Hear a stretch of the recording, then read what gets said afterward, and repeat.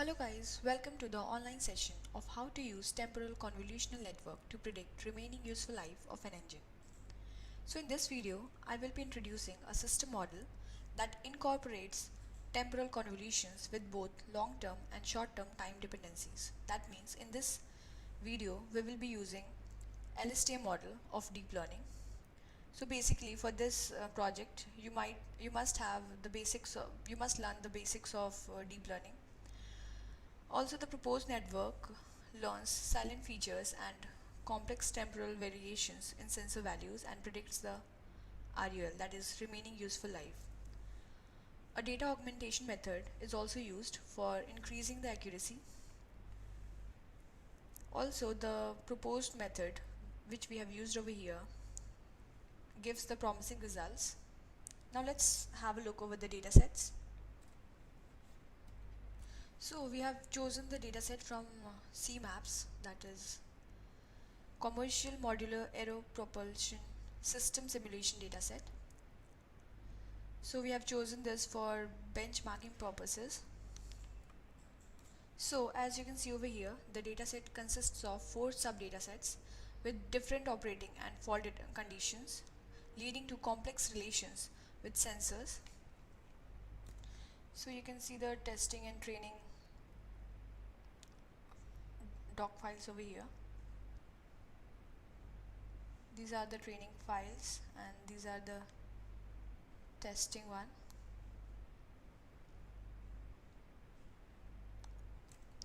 So different sub-datasets contain different number of training and testing trajectories.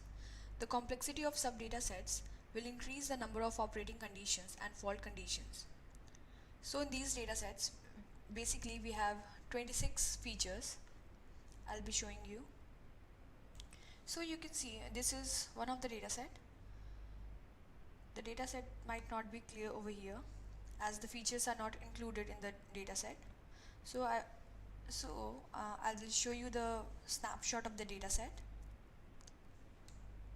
for better understanding. So you can see the dataset over here with all the features, like we are having 26 features.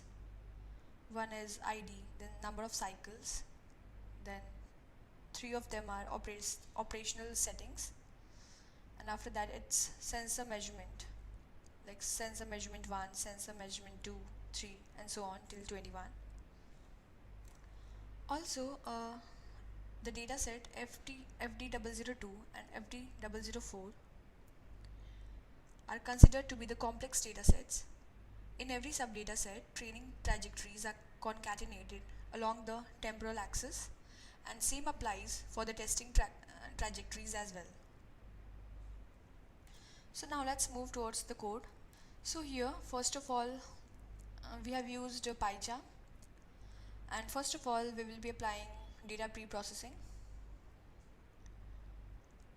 After applying data pre-processing, let's see what the graph which we have achieved. So after data pre-processing, we have got the clean data with the features as well.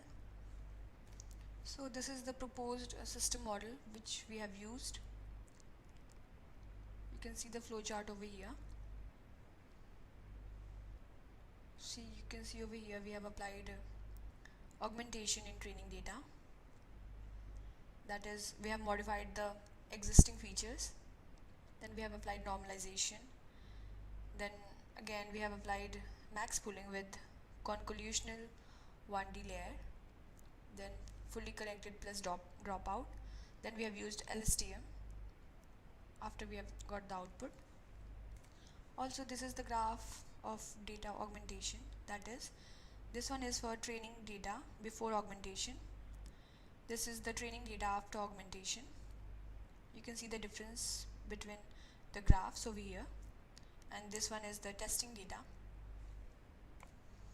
Also, this is the graph of training data. Now this is the another graph plotted for the training data. Now you can see this is the code for applying models. That is, we have applied LSTM model over here, and let's check the output.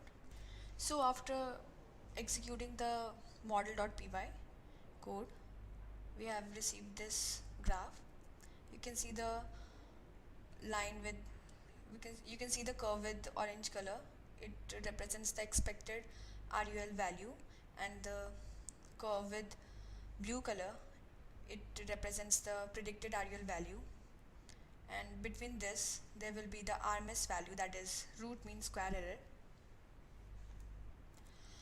I will be explaining about each of these topics in the next video, so stay tuned and thank you.